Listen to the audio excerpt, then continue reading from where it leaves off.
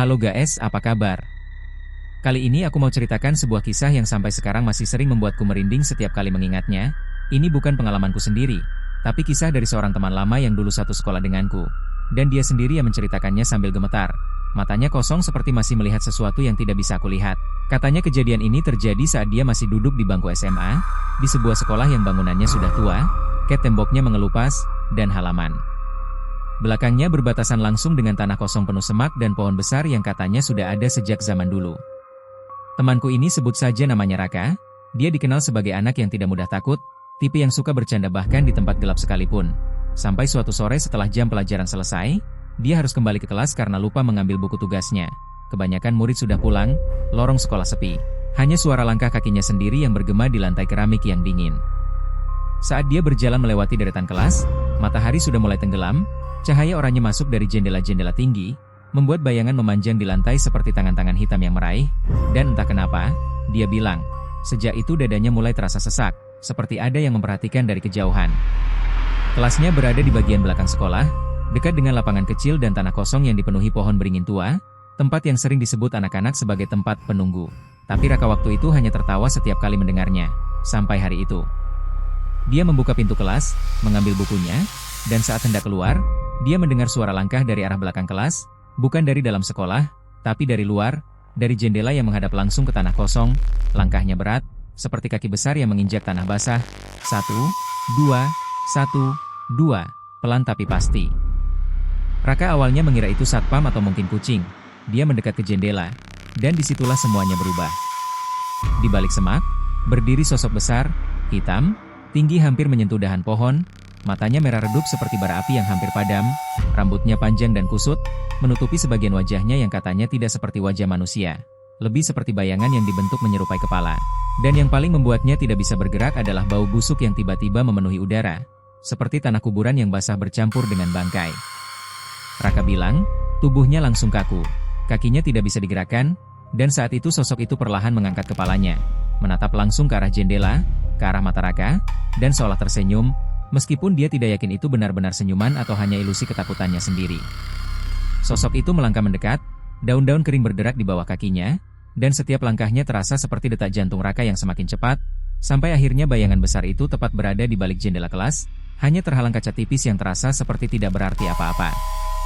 Raka berusaha berteriak, tapi suaranya tidak keluar, tenggorokannya seperti terkunci, dan saat itu, dia mendengar suara berat, dalam, seperti bisikan yang datang dari segala arah, bukan dari satu titik, memanggil namanya, pelan tapi jelas, Raa, Kaa. Dia bilang, saat itu air matanya langsung jatuh, dia menutup mata, membaca doa sekuat yang dia bisa ingat, dan entah berapa lama dia berdiri di sana, sampai akhirnya terdengar suara pintu sekolah dibuka dari depan, suara guru yang memanggil-manggil karena melihat lampu kelas belakang masih menyala. Ketika Raka membuka matanya lagi, sosok itu sudah tidak ada, hanya semak yang bergoyang pelan seperti habis dilewati sesuatu yang besar. Dia lari secepat mungkin keluar dari kelas, tidak menoleh ke belakang, tidak peduli buku jatuh dari tangannya.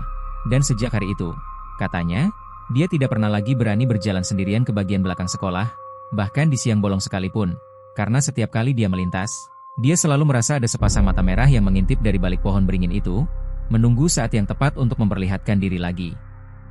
Dan yang membuat ceritanya semakin aneh, beberapa hari setelah kejadian itu, Raka jatuh sakit, demam tinggi, mengigau menyebut-nyebut tentang bayangan besar dan suara yang memanggil namanya, sampai keluarganya harus memanggil orang pintar untuk membersihkan sesuatu yang katanya sudah mengikuti Raka pulang dari sekolah. Aku sendiri mendengar cerita ini bertahun-tahun lalu, tapi setiap kali aku lewat depan sekolah itu, terutama saat senja, aku selalu teringat kata-kata terakhir Raka sebelum dia pindah kota.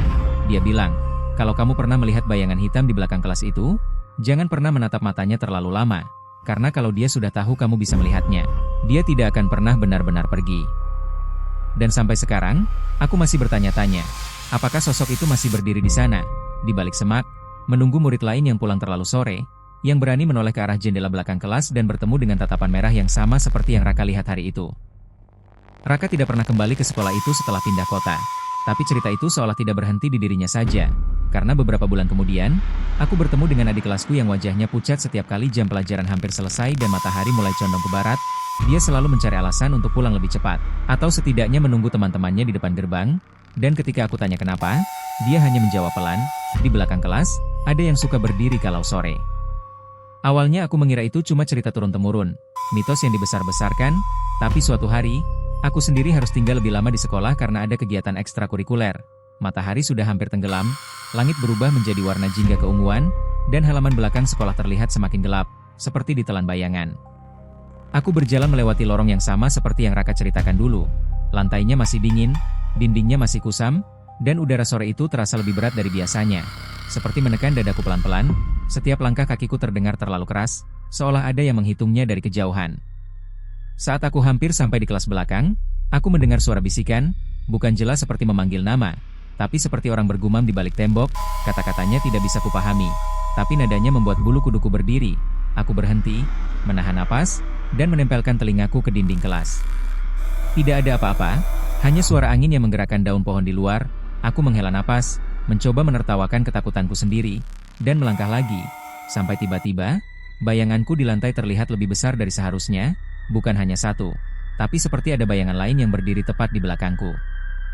Jantungku berdegup kencang, aku tidak berani menoleh, aku hanya mempercepat langkah, dan saat itulah aku mendengar suara langkah berat di luar jendela. Sama seperti yang Raka ceritakan, 1, 2, 1, 2, seolah mengikuti irama kakiku sendiri. Aku berlari, tidak peduli lagi pada rasa malu atau takut terlihat aneh, aku hanya ingin sampai ke gerbang secepat mungkin. Dan ketika aku akhirnya berhenti di depan sekolah, terengah-engah, aku memberanikan diri menoleh ke arah belakang, ke arah deretan kelas yang mulai gelap. Di jendela kelas paling ujung, aku melihat siluet besar berdiri diam, tidak bergerak, hanya bayangan hitam yang menutupi cahaya senja di belakangnya. Dan meskipun aku tidak bisa melihat wajahnya dengan jelas, aku bisa merasakan tatapannya menembus jarak, menempel di mataku, membuat kakiku kembali gemetar. Sejak hari itu, aku dan beberapa teman mulai memperhatikan hal-hal aneh, lampu kelas belakang yang sering menyala sendiri saat sore, pintu yang kadang terdengar terbuka dan tertutup padahal tidak ada orang, dan bau tanah basah yang muncul tiba-tiba di lorong, padahal tidak pernah hujan. Suatu malam, seorang satpam bercerita bahwa dia pernah melihat sosok besar berjalan di tanah kosong belakang sekolah, tapi setiap kali dia mendekat, sosok itu menghilang di balik pohon beringin, meninggalkan jejak kaki besar di tanah, jejak yang katanya tidak seperti kaki manusia. Cerita-cerita itu menyebar, membuat banyak murid memilih pulang lebih cepat, dan sekolah yang biasanya ramai sore hari menjadi sepi. Seperti ditinggalkan oleh kehidupan, hanya menyisakan bangunan tua dan bayangan panjang yang bergerak pelan seiring matahari tenggelam. Aku sering teringat Raka, dan aku ingin menghubunginya, menanyakan apakah dia pernah merasakan hal-hal ini setelah pindah, tapi setiap kali aku hampir mengirim pesan. Entah kenapa, aku selalu mengurungkan niat, seolah ada suara kecil di kepalaku yang berkata bahwa ada hal-hal yang lebih baik tidak digali lagi. Karena semakin aku memikirkannya, semakin aku merasa bahwa sosok itu bukan hanya tinggal di belakang kelas, tapi juga di dalam cerita-cerita kami, di dalam ingatan kami, dan mungkin di dalam rasa takut kami sendiri, menunggu saat yang tepat untuk kembali memperlihatkan dirinya. Entah kepada siapa berikutnya yang berani tinggal terlalu lama di sekolah saat senja mulai berubah menjadi malam. Beberapa hari setelah kejadian itu, aku akhirnya memberanikan diri menghubungi Raka. Entah kenapa jari-jariku gemetar saat mengetik namanya di layar ponsel. Seolah aku tahu bahwa pesan itu akan membuka sesuatu yang seharusnya tetap tertutup, tapi rasa penasaran mengalahkan rasa takut, dan aku mengirim satu kalimat sederhana. Rak, kamu pernah ngerasa diikuti setelah pindah dari sekolah itu? Balasannya tidak datang cepat, hampir 1 jam kemudian, dan ketika notifikasi muncul, jantungku langsung berdegup lebih kencang. Pesannya singkat tapi dingin, jangan bahas itu. Aku pikir aku sudah jauh. Aku mencoba bertanya lagi, tapi dia tidak membalas, dan sejak saat itu, aku justru semakin merasa ada yang salah. Seperti ceritanya belum selesai, seperti ada bagian yang sengaja dia simpan sendiri. Malam itu, aku bermimpi berada di lorong sekolah yang sama. Lampu-lampu berkedip, udara dingin menusuk kulit, dan di ujung lorong, berdiri sosok besar yang tidak bergerak, hanya menunggu. Ketika aku mencoba lari, kakiku terasa berat seperti terjebak di lumpur, dan suara bisikan itu kembali, memanggil namaku, lebih jelas, lebih dekat. Sampai aku terbangun dengan keringat dingin membasahi punggung. Keesokan harinya di sekolah, aku mendengar kabar aneh, seorang siswa kelas 10 pingsan di belakang kelas saat membersihkan papan tulis, katanya dia berteriak melihat orang besar di luar jendela. Dan ketika guru datang, tidak ada siapa-siapa, hanya bau tanah basah yang menyengat, sama seperti yang aku cium waktu itu.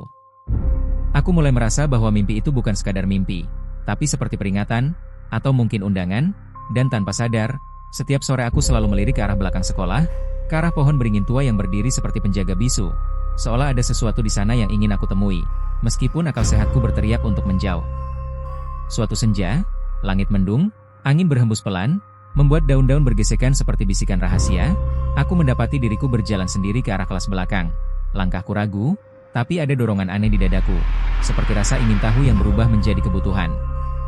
Saat aku sampai di depan jendela kelas paling ujung, aku melihat pantulan wajahku di kaca, pucat, mata lebar, dan di belakang pantulanku, ada bayangan lain yang berdiri terlalu dekat, terlalu tinggi, terlalu gelap. Aku menoleh dengan cepat, tapi tidak ada siapa-siapa, hanya semak dan pohon yang bergerak tertiup angin. Aku menarik napas panjang, mencoba menenangkan diri, dan saat itulah aku mendengar suara dari dalam kepalaku, bukan dari luar, bukan dari jendela, tapi dari dalam, suara berat yang berbisik, "Kamu juga bisa melihatku." Tubuhku gemetar. Aku mundur selangkah, dan tiba-tiba, lampu kelas di belakangku menyala satu persatu, padahal aku yakin listrik sekolah sering mati di sore hari. Cahaya putih itu memantul di jendela, dan di sana, di kaca, aku melihat siluet besar berdiri di belakangku, lebih jelas dari sebelumnya, seolah tidak lagi bersembunyi. Aku tidak berteriak, aku tidak berlari, aku hanya berdiri membeku, dan di dalam cahaya itu, aku bisa melihat bentuknya semakin nyata, bahu yang lebar, tangan panjang yang hampir menyentuh lantai, dan wajah yang masih seperti bayangan, tapi dengan 2 titik merah redup yang perlahan menyala, menatap lurus ke arahku. Dalam ketakutanku, aku teringat kata-kata Raka, tentang jangan menatap matanya terlalu lama, dan dengan sisa keberanian yang kupunya, aku menutup mata, membaca doa sekuat yang aku bisa, dan saat aku membukanya lagi, lampu-lampu itu padam sekaligus, lorong kembali gelap, dan sosok itu menghilang, meninggalkan keheningan yang terasa lebih menakutkan daripada kehadirannya. Aku berlari pulang malam itu, dan sejak saat itu, aku mulai merasa ada perubahan dalam diriku, bayanganku kadang terlihat bergerak sedikit lebih lambat dari tubuhku, dan di cermin, sesekali aku merasa mataku bukan sepenuhnya milikku, seperti ada pantulan merah yang bersembunyi di baliknya, menunggu untuk muncul ketika aku sendirian. Aku belum berani menceritakan ini pada siapapun, karena aku takut, jika aku mengucapkannya dengan lantang, sosok itu akan tahu bahwa aku tidak lagi hanya melihatnya, tapi mulai membawa sebagian darinya bersamaku kemanapun aku pergi. Sejak malam itu, aku mulai merasa waktu di sekitarku tidak lagi berjalan seperti biasa, jam dinding di kamar sering berhenti tepat pukul 6 sore, jarum panjangnya diam, seolah menolak bergerak lebih jauh, dan setiap kali itu terjadi, udara di dalam kamar terasa lebih dingin, lebih berat, seperti ada sesuatu yang berdiri di sudut, meskipun mataku tidak pernah benar-benar melihatnya. Di sekolah, teman-temanku mulai memperhatikan perubahan padaku, mereka bilang aku sering melamun, menatap kosong ke arah jendela belakang kelas, seolah menunggu seseorang datang, padahal aku sendiri tidak sadar melakukannya, sampai suatu hari seorang teman menepuk pundakku dan aku tersentak kaget, seperti baru saja terbangun dari mimpi yang terlalu dalam. Aku mencoba menghindari bagian belakang sekolah, tapi entah bagaimana, setiap rute yang kuambil selalu membawaku lebih dekat ke sana. Lorong-lorong terasa seperti berputar, dan tanpa sadar, aku sering berdiri di depan kelas paling ujung, menatap jendela yang memantulkan bayanganku sendiri. Bayangan yang sekarang terlihat sedikit berbeda, lebih tinggi, lebih lebar di bahu, seperti ada siluet lain yang tumpang tindih dengan tubuhku. Suatu sore, hujan turun deras, halaman sekolah sepi, dan suara air menghantam atap seng terdengar seperti ribuan langkah kecil yang berlari. Aku terjebak di dalam kelas karena menunggu hujan reda, sendirian, dengan lampu yang berkedip pelan di atas kepalaku, dan saat itulah aku mendengar suara dari luar, bukan langkah, tapi seperti sesuatu yang menggeser tubuhnya di tanah, perlahan, berat, mendekat ke arah jendela. Aku menahan napas, menatap kaca yang mulai berembun, dan di sana, di antara titik-titik air hujan, muncul sebuah telapak tangan besar yang menempel di kaca dari luar, jarinya panjang, gelap, dan ketika tangannya bergerak, embun di kaca membentuk jejak seperti cakar, membuat dadaku serasa berhenti berdetak. Aku ingin berteriak, tapi suara itu kembali, bukan di telingaku, melainkan di kepalaku, lebih jelas dari sebelumnya. "Kamu tidak perlu takut. Kamu sudah mengenalku." Lampu kelas padam, hanya cahaya petir yang sesekali menyinari ruangan, dan dalam kilatan itu, aku melihat sosoknya berdiri tepat di luar jendela, lebih dekat dari sebelumnya. Wajahnya masih kabur, tapi matanya kini menyala lebih terang, seperti dua bara yang hidup, dan aku sadar, dengan ketakutan yang membuat kakiku lemas, bahwa bayanganku di lantai kini sepenuhnya menyatu dengan bayangannya. Pintu kelas berderit pelan, terbuka sedikit, meskipun aku yakin aku sudah menguncinya, angin dingin masuk, membawa bau tanah basah dan sesuatu yang lebih busuk, lebih tua, seperti bau hutan yang tidak pernah tersentuh matahari, dan aku mendengar suara napas berat, bukan dari luar, tapi dari dalam ruangan, tepat di belakangku. Aku menutup mata, air mata mengalir tanpa bisa kutahan, membaca doa dengan suara gemetar, berharap ada yang mendengar, berharap masih ada jarak antara aku dan apapun yang berdiri di sana. Dan ketika aku membuka mata lagi, aku berada di lantai, lampu sudah menyala, hujan masih turun, dan kelas kosong, seolah tidak pernah terjadi apa-apa. Tapi ketika aku bangkit dan melihat ke arah jendela, di kaca yang masih berembun, ada tulisan yang tergambar dari dalam, bukan dari luar, seperti jari yang menelusuri permukaan kaca dari sisi tempatku berdiri, membentuk satu kalimat pendek yang membuat seluruh tubuhku membeku. Sekarang, kamu pintuku. Sejak hari itu, aku tidak lagi tahu apakah ketakutan itu milikku, atau miliknya, karena setiap kali senja datang, aku merasa ada dorongan untuk kembali ke belakang kelas, ke pohon beringin tua, ke tanah kosong yang gelap, seolah ada sesuatu yang menunggu untuk keluar, dan aku adalah satu-satunya yang bisa membukakan jalan baginya. Dan disinilah ceritaku berhenti untuk malam ini, karena sampai sekarang, aku sendiri masih belum tahu apakah semua yang kualami itu akan benar-benar berakhir, atau justru baru saja dimulai, karena setiap kali aku menutup mata, aku masih bisa melihat pohon beringin itu berdiri di kejauhan, dengan bayangan besar di bawahnya, menunggu, sabar, seperti tahu bahwa suatu hari aku akan kembali, entah dengan kakiku sendiri, atau dengan dorongan yang sudah tidak lagi bisa kutolak.